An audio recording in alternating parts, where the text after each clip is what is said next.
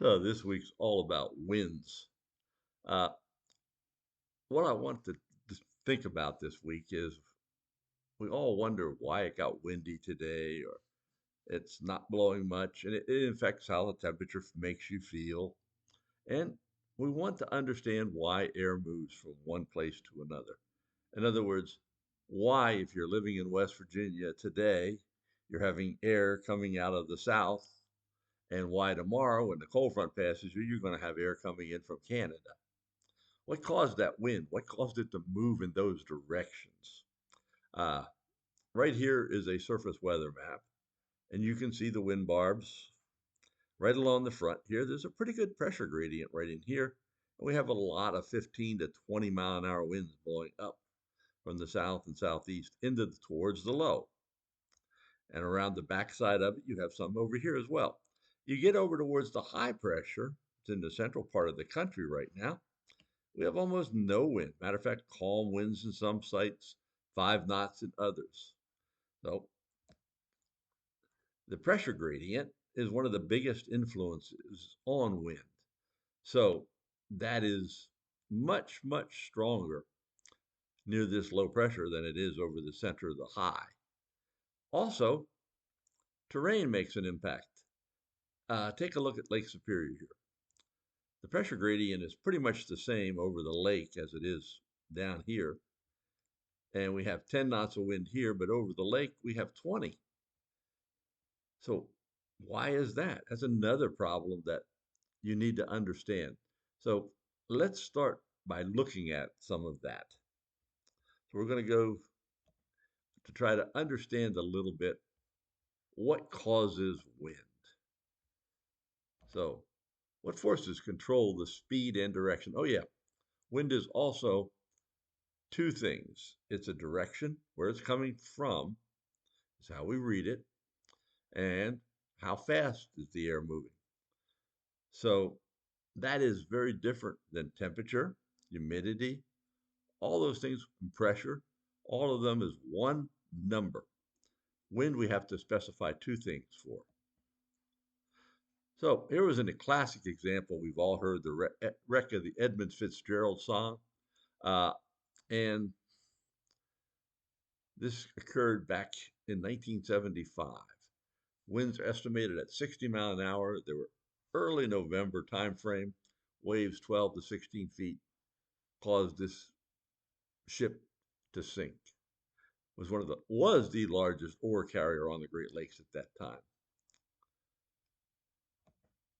So here we talk about wind. Wind is the local motion of air measured relative to the Earth's surface. In other words, if I'm standing in one spot on the Earth, where's the air moving from and how fast is it moving by me? So what causes that air to move? Well, it has to be a force. Uh, Newton, the guy that had the apple fall on his head and learned all kinds of things from that, uh, started us thinking about forces. All a force is a mass, kind of the weight of an object, times acceleration of that object. So with air, air does have weight. We've learned through pressure. So if something causes that air to start accelerating in a direction, that is a force that's been applied to the air. So here are some of the things that cause those forces. Air pressure gradient. I was just showing you that. Centripetal force, Coriolis effect, friction, gravity. They're the forces that act on air. So to understand what that is, take a peek at pressure gradient first. So whenever there's higher pressure in one place and lower pressure in the other, the atmosphere wants to eliminate that. So what it's going to do is move air from the higher pressure to the lower pressure. It's like going downhill. So the tighter that pressure gradient is, think of the hill being steeper and steeper. And that's all that's happening here. It's trying to go down that hill faster and faster. It's accelerating down it towards low pressure. So the more pressure gradient, the faster the winds are going to be. The less pressure gradient, the slower the winds.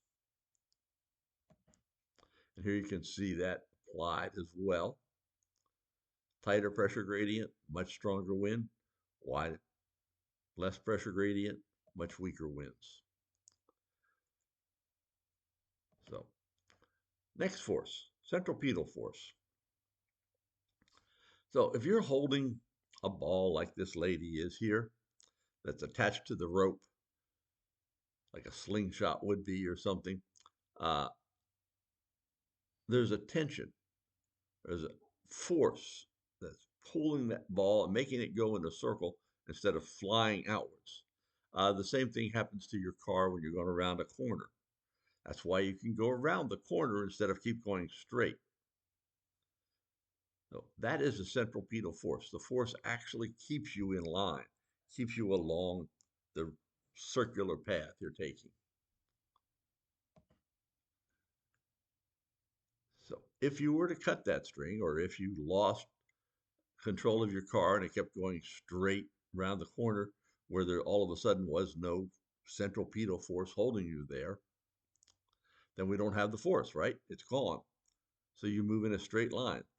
Because Newton, in all his wisdom, said that if you have forces that aren't acting on an object, if nothing's acting on that object, once it starts in motion, will stay in motion and will continue to move exactly straight. So that's why in the atmosphere, since we see wind turning and moving in different directions, there must be other forces than just one. All right, the next one is a little more fun. Because we have a circular curved Earth as a sphere, and because it's rotating, we have something called the Coriolis effect. It's much easier to me to visualize it when I look at the map of the United States. Say I'm up here uh, in Alaska. We'll take that point right there. So the Earth is rotating around the equator. So since the whole Earth rotates one complete revolution in 24 hours, and I am very close to the pole up here, there's not going to be a lot of rotation that takes effect here in Nome, Alaska. Now, if I'm over the central United States, there's going to be significantly more rotation. So in other words, notice on the map here, like this kind of stays pretty still, and this has moved a long way. And because of that, it makes us imply a force called Coriolis force. Northern hemisphere, it turns the winds to the right, and it's much stronger the further north you go than it is further south. So in other words, if I'm near the poles, I'm going to get a much sharper turn to the right. If I'm near the equator, I don't get as much of a turn. And in the southern hemisphere, it turns the wind to the left. So, and you can actually spot this. If you ever look the top of a ball, from the top of it, turn the ball, watch the rotation, go to the bottom of it and look up. Look at the ball's rotation. It's exactly opposite. It feels like. That is a phenomenon based on a circular object rotating. Friction's another one. So friction can be mountains, water versus land. It can be up in the atmosphere because the air is a fluid, so it hits against each other and causes turbulence. When you're flying along in the plane and you go bouncing around sometimes with the turbulence, that's friction. It's generated it. Here you can see how these rocks and all cause the water to go around the corner here much differently than if there was just a nice simple bend. How the fence here, much more friction, slows down the snow, helps the wind to not be as strong, and allows the snow to be deposited there, making a drift right along the snow fence. Gravity is another force. Gravity keeps us on Earth. It pulls us down. It's the attraction between two objects. Now, Earth has one extra part of gravity that an object not rotating would not have. That's because Earth rotates, and therefore gravity consists of that attraction, but it also consists of a centripetal force. So there's two forces that work together to make gravity on Earth. And gravity on the air always pulls the air down towards the ground. It has no impact on horizontal air motion. So here's your summary. And you're going to be seeing a lot of these this week. The whole idea is you're trying to understand why the wind's moving an air parcel from one area to another. So let's start in the vertical. If you were to have an air parcel that's up in the air, we know there's a very strong pressure gradient in the vertical. So the atmosphere is going to want to get rid of that pressure gradient. So if that was all you had, there would be a constant flow of air upwards and out of the atmosphere because we're trying to get rid of that steep pressure gradient that's there. So if that was the case, we'd have very little, if any, atmosphere. But we do have a pretty steep, pretty powerful atmosphere. Why is that then stay there? Why does that air not do that? Because that pressure gradient becomes balanced with gravity. It's called a hydrostatic equilibrium. So that means an air particle would stay exactly where it is in the atmosphere, not going up or down due to that hydrostatic equilibrium. Now, that air parcel can be made to move up if it goes over a mountain, but it will move up at a steady rate. And the same will hold if it's moving down the other side of the mountain. There's another wind we talk about. Balance of two forces here only, the horizontal pressure gradient and the Coriolis effect. Coriolis effect is always going to be to the right. So we start out with an air parcel here. Here's the pressure gradient, high pressure to low pressure. So the air parcel's got a pretty good gradient here. Well, the longer an air parcel is moving, the more and more impact the Coriolis effect will have. It will get stronger with time. So we start out moving this air parcel, moving, and the pressure gradient is staying the same. So we don't have any change in the pressure gradient force. But the Coriolis effect gets stronger and stronger until it balances this pressure gradient force. When that happens, we have geostrophic winds, which blow parallel to the isobars. In this case, right between these two isobars, it's moving along. Now, gradient wind is just a circular wind. And we'll go back here a second. Oh, guess I won't. All right, well, gradient wind is a circular wind that blows in a circle around high pressures and low pressures. It's a balance of the Coriolis force, the pressure gradient force, and the centripetal force. It makes it move in a circle. So winds actually join forces too. Friction influences wind down at the ground level. So there is a lot of friction near the earth. More friction over land than over water. That's why I showed you the stronger winds that were over Lake Superior than the winds over the land. So with that, wind friction will reduce the pressure gradient and Coriolis effects, and it will cause the wind to go a little bit slower. That means the Coriolis effect will not be as strong. So if that happens, then we wind up with not geostrophic winds or gradient wind necessarily. We wind up with winds blowing towards the center of a low pressure system slightly or away from a high pressure system. And it does that because the horizontal friction causes that effect. Here you can see how it moves winds in towards low pressure. All right, air is a fluid. So it's like water. If I slap my hands in water in one spot of it, it's going to cause the water around it to do some other things. Well, the same thing is going to happen with wind. In other words, if I have changes in wind direction or speed at different levels of the atmosphere, it's going to impact other levels of the atmosphere. For example, if I have horizontal divergence down near the ground, the air is moving apart. So it's being pushed. Air from above's got to come in to take that place. The atmosphere doesn't like a vacuum. So it's going to pull the air down from the top, push it in, fill in the holes. So what happens up above is the wind's probably going to have convergence pushed together so they can push the air down. So you can see how if you have divergence at the bottom, you probably have convergence at the top. And the opposite is going to hold.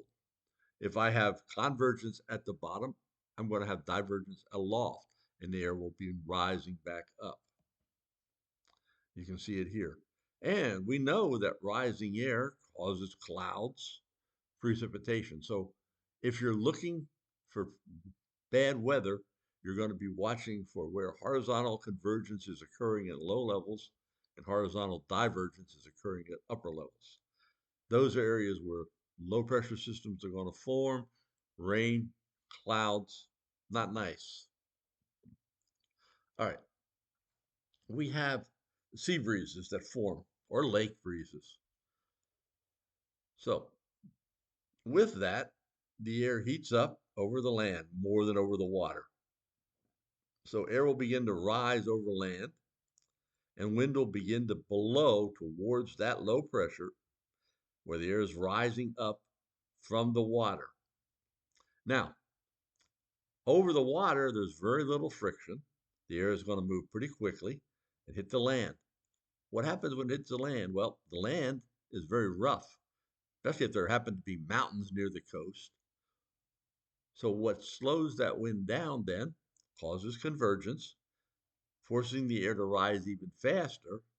So that's where you wind up with showers and thunderstorms along the sea breeze front.